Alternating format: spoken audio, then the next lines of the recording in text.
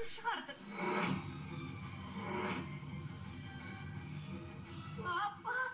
Апа, сіз не деп тұрсыз? Не, апа, не? Сен апа деме, ғажап де. Әкең сияқты ғажап десеңші. Себебі екеуің бір дейсіңдер. Ол да түкке тұрғысыз. Сен де әкең сияқтысың. Екінші қызым Дина сенен артық. Ол мені үнсіз тыңдайды. Не айтсам да орындайды. Сен сияқты білгіш емес.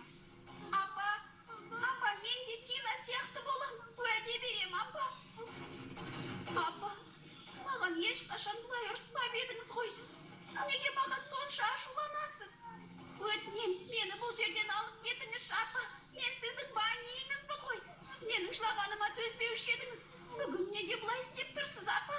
Өтінем, апа. Жабаусыңды.